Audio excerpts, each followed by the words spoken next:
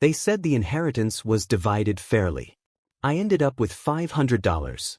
Meanwhile, my sister walked away with the house, the car, and the 10-year savings account that I helped fund alongside our parents. She deserves stability, Dad texted me. I shot back, so do I. After that, I filed a claim, froze access to the probate, and informed the executor. Just 2 days later, Mom called. Everything's locked up tight. I didn't answer. Instead, I sat back and watched as movers took every key, every title, and every dollar away. I held that $500 check in my hand and said plainly, "This is all I got." It felt like the paper might dissolve in my grasp. Earlier, Dad had told me to be grateful. She deserves stability. Stability. And I was supposed to be thankful for a house I didn't get. The fully paid-off car. The savings account I had poured money into for a decade. But me? I got a sum smaller than our monthly internet bill. They said it was fair. Fair, like making me juggle 2 jobs through college while my sister found herself lounging in Bali. Fair, like bailing her out of credit card debt 3 times while I was told to stop being so negative. So when the estate lawyer slid that check across the table, I didn't shed a tear. I didn't argue. Instead, I filed a claim, froze the probate, and sent the executor a time-stamped record of every deposit I made into that joint account. 2 days later, my phone lit up with Mom's call. "Everything's locked. What did you do?" I ignored it. I just sat on the porch and watched the movers take back the house key, the car title, the account folders, every last dollar. It wasn't always this way. Or maybe it was, and I was just too loyal to admit it. Growing up, I was the responsible one. The fixer, the guy who got things done. Anna? She was the delicate dreamer. Always one missed payment away from disaster. Always saved at the last moment by Mom or Dad with a teary hug and a promise that she just needs a little help. When I was 17, I started picking up weekend shifts at a mechanic's shop. Dad said it would build character. Anna quit her boutique job because her boss was mean. I remember coming home one day, grease still under my nails, to find her crying in the kitchen. She had overdrawn her checking account, again. Mom held her like she'd survived a war. "Can you help your sister cover rent this month?" Dad asked. I was still in high school. But I helped. I always helped. It began with small things, a few hundred here, a late fee there. Then came the joint savings account. "We're building this together," Dad said. "For your future. For both of you." Every month, I deposited money into that account. Sometimes just a little, sometimes half my paycheck. For 10 years, I kept it up. Even after moving out. Even when I was skipping meals to pay off student loans. When I asked Anna if she was contributing, she just laughed. "I'm between jobs," she'd say, lounging on Mom's couch with a glass of wine. Besides, Mom and Dad said not to worry. "They've got me," she'd say. I should have seen it then. But I didn't, not until Dad got sick. Pancreatic cancer. The fast, cruel kind. We all rallied around him. I took unpaid leave, spent nights at the hospital, handled bills when Mom couldn't face them. Anna showed up once, in designer sunglasses, cried in the hallway for an hour, then left.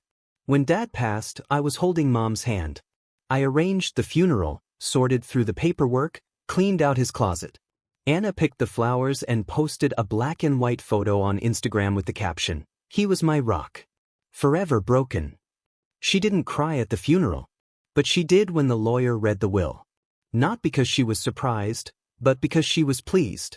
"The house goes to Anna," the lawyer said, per the codicil signed 3 months before Dad died. I blinked. "What?" I asked. "The car too," he continued, "and the joint savings account." My ears started ringing.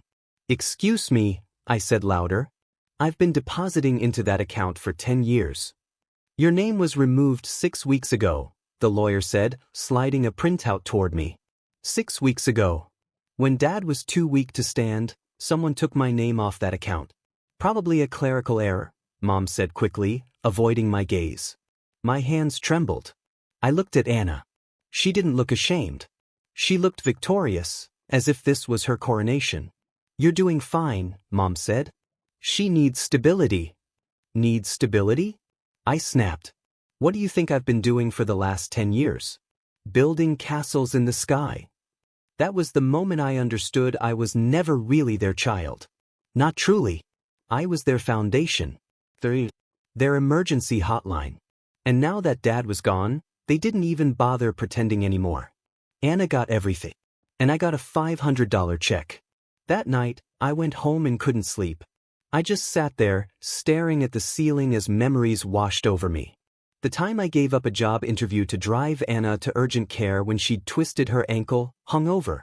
The time I lent her money for a security deposit, only to find out later she never even moved in. She used that cash to fly to Tulum. The night before Dad's surgery, she texted me, "Do you think I should go blonde?" And there I was. Alone. Furious.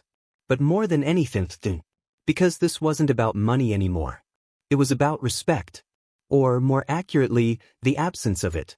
So I pulled out the folders, every deposit receipt, every text from Dad saying, "We appreciate your help," screenshots of account balances, copies of old statements with my name clearly printed on top. I scanned it all, compiled a dossier so thorough it could make an auditor cry. Then I emailed the executor.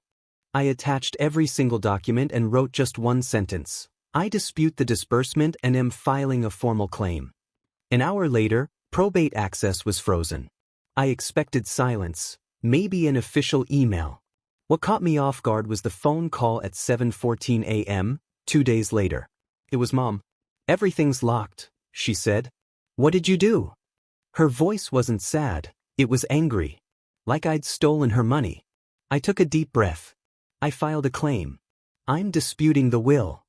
"You can't just do that." "Watch me," I said, calm but firm. She went quiet. "Then, Anna needs access. Her mortgage payment. It's my account too. Or at least it was." "You're being dramatic. This isn't what your father wanted," she said. I laughed, bitter and sharp. "Oh, you mean before he signed everything over to Anna and took my name off the account when he was too sick to even drive to the lawyer's office? Don't do this," she warned. "You're going to tear this family apart." I didn't reply. Because that family? It never really existed. After I hung up, my phone blew up. Texts from cousins, aunts, even family friends I hadn't heard from in years. "Why are you doing this to Anna? Your dad left her everything for a reason. Family doesn't take family to court." But none of them were there at 3 a.m. when I drove Dad to the hospital. None of them wrote the checks. None of them paid the bills or sat by the bedside while Anna was off getting manicures. None of them sacrificed a thing. Yet, they were ready to shame me for asking why the person who gave everything got left with nothing. Then came a knock. I opened the door and stared. It was Anna. She didn't look like she was mourning. She looked pissed. Designer coat. Fresh nails. Not a tear in sight. "You froze probate?" she asked. I didn't invite her in. "Yeah, I did." "You're ruining everything." "I'm contesting the will," I said. "On legal grounds." She scoffed. "Legal grounds? For what? Jealousy? You altered the documents on the account change form."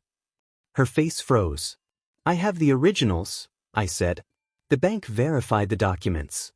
I compared Dad's real signature to the one on file. Yours doesn't match. Not even close." She opened her mouth. Closed it. Tried again. "That doesn't prove anything." "Oh, it does," I said. "It proves you took something that wasn't yours." Her composure cracked for a second. "You're not getting the house," she hissed. "Or the car. Or anything." "I don't want the house," I said, stepping forward. "I want accountability. And restitution. For the 10 years I put into that account. For every time I bailed you out. For every month I went without so you could live like a princess." Her mouth twisted. "Dad loved me more. That's why." I laughed. "You think this is about love? You really believe that matters now?" She looked away, jaw clenched. "You're pathetic," she spat. "You've always been jealous of me. Because I'm better. Prettier. Worth something." That was it. That was the moment I saw the real her. No grief. No remorse. Just entitlement. The kind that thinks lying, forging documents, and draining someone else's savings is just what she deserves. I didn't flinch. You know what? I said. Keep your delusions. But the court won't care. They'll see the forged signature, the bank records, the texts from Dad thanking me for supporting the family account, and the fact that you never put in a cent. She stepped back. I closed the door. She banged once. Then again. Then silence. The next day, I got the official call from the executor's office. Due to newly submitted evidence, the estate is frozen pending investigation. All asset transfers are suspended. That same afternoon, I hired a forensic accountant. He dug through every year of that account's activity. Guess what? I had contributed 92% of all deposits over the past decade. Anna had been withdrawing money repeatedly while pretending she didn't even know how to access the account. When I presented this to the estate lawyer, they filed for a full review. Mom called again. Are you really doing this? To your sister? No, I said. I'm doing it for myself. She started crying.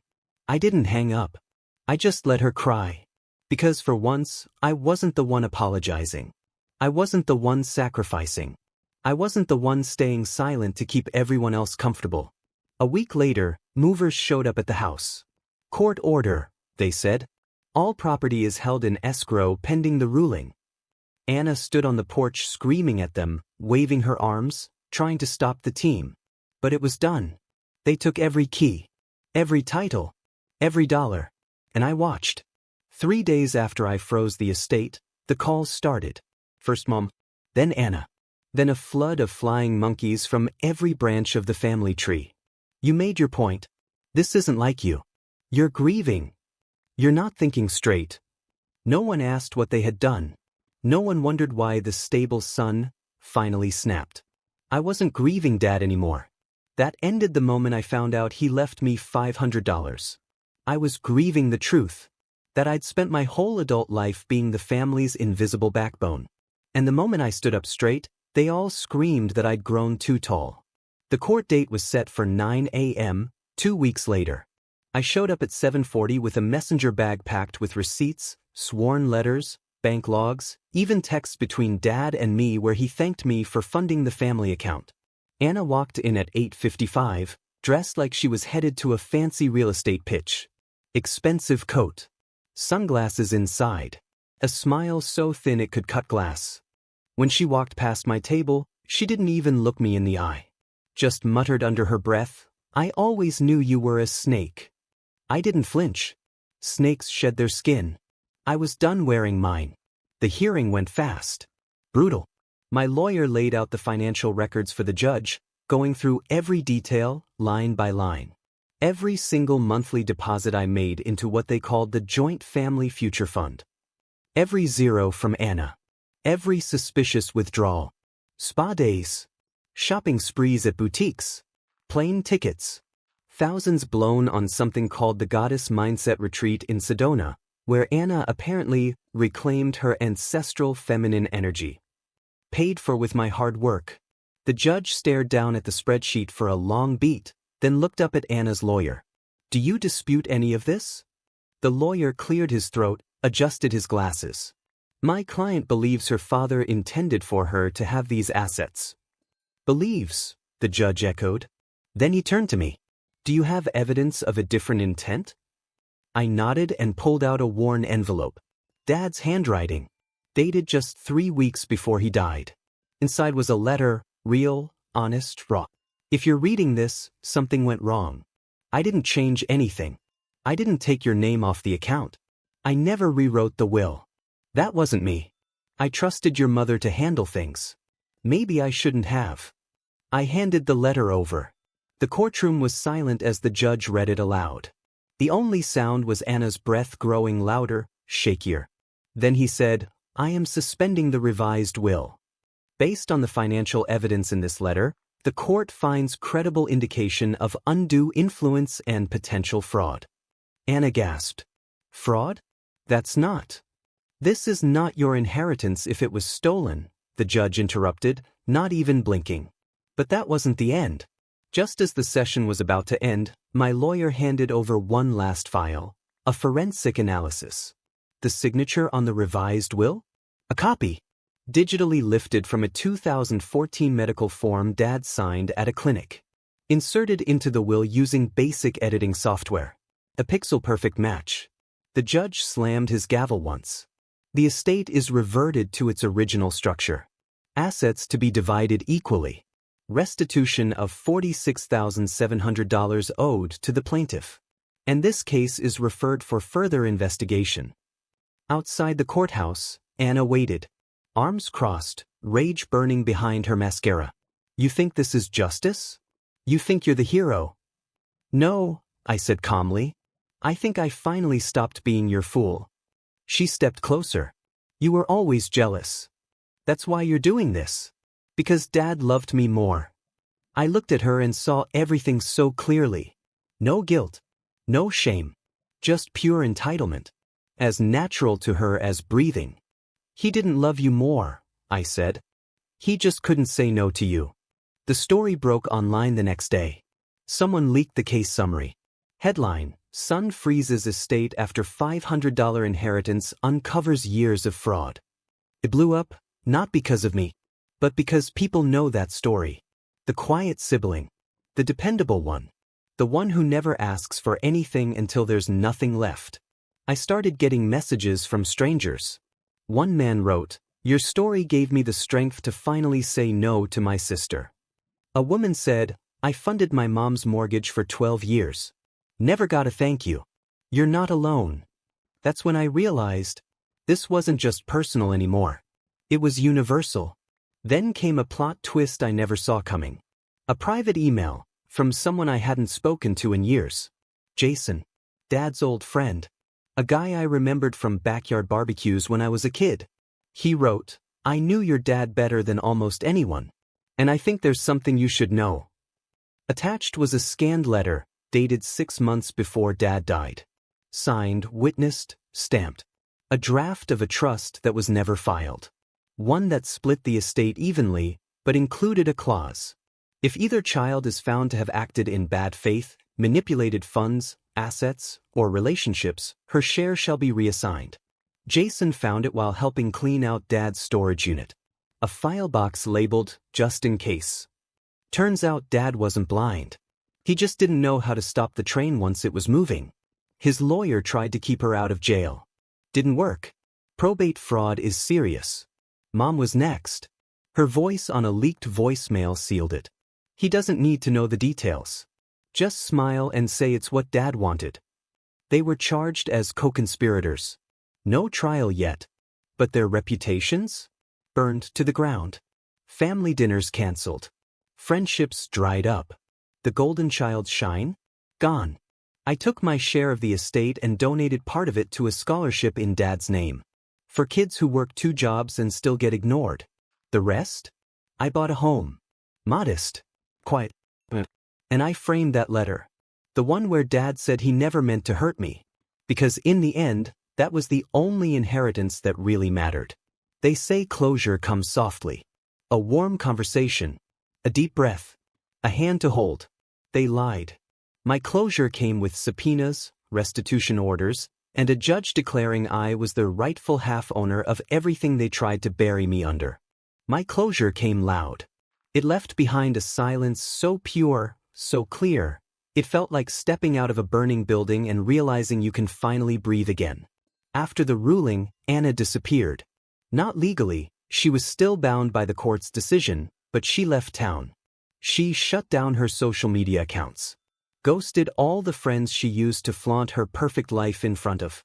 The restitution? It trickled in piece by piece. Slowly. Through a court-ordered payment plan.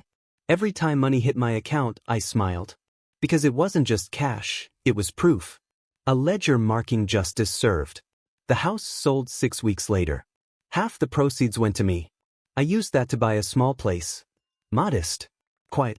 But finally, not just on paper, but in the air inside those walls. In the freedom I felt. A silence free of tension. I didn't fill it with stuff, I filled it with absence. No more need. No more guilt. No more manipulation. And I realized something nobody ever taught me. Peace isn't a prize. It's the proof you finally stopped bleeding for people who held the knife. One morning, I got a letter. Handwritten. From someone I hadn't heard from in years. Uncle Nate. Dad's older brother. A man I barely remembered, except as the one who always kept his distance. Inside was one page. I saw the documents. I saw what you did. Your father and I weren't always close, but I know this. He was afraid. Afraid to say no. Afraid to tip the balance. I think you inherited his integrity, but not his fear. That's why you won. I didn't expect to cry, but tears came anyway. Because at the end, someone still saw me. Mom didn't show up again. Not for the house sale. Not for the final probate signing. She sent a letter through her lawyer. Said, let's move on. No need to dwell on the past. I read it once. Then I burned it. No apology. No recognition. And you know what? That was okay. Because I no longer needed their confession to validate what I lived through. I knew what they did. And now? So did the courts. The story itself. Weeks passed. I built new habits. Grocery lists without someone else's preferences. Weekends with no crisis calls. Paychecks that stayed in my account. I started volunteering at a community center, helping people write financial appeals, fight evictions, dispute debts. People just like me, told to stay quiet, stay generous, stay responsible until it crushed them. And I watched them slowly lift their heads. Start to say no. I saw myself in every single one of them. Then one night, something unexpected happened. A knock at the door. It was Alex, Anna's ex. He looked tired, older, but calm in a way I hadn't seen before. He handed me a manila envelope. I thought you should have this. Inside were drawings. Chocolate. Message. Colorful. Crayon stick figures. A card written in big, uneven letters. Thank you for helping my dad. He is not sad now. It was from Emma, Anna's daughter. She had no clue what happened. No idea her mother tried to erase me. And yet here was her thank you. For bringing her father back. For helping break the cycle. I visited Dad's grave one last time. No flowers. No big speech. Just that letter he wrote me, laminated and worn from reading it over and over, and a photo. One of the few just of him and me. Fishing. Laughing. He was young. I was small. We looked free. I left it on the headstone. Let the wind take what it wanted. Rest now, I said. I've handled it. So how did it end? Not with a bang. Not a grand reunion. But me, sitting in my house, drinking coffee without checking my phone, my email, or my guilt. Free. Because I broke the chain. The myth of obligation. The weaponized guilt. The lie that family means surrender. Let them call me cold. Selfish. Ungrateful. I know the truth. I was loyal. Generous. Forgiving. Until I wasn't. Until I realized survival was louder than loyalty. That self-respect was worth more than inheritance. That I deserved stability too. So when people ask what happened with my family, I say this. They split the inheritance fairly. My sister got the house, the car, the account. I got $500. And then I took back everything they stole. With proof. With power. Without apology. I didn't just win the case. I ended the story. And I never looked back.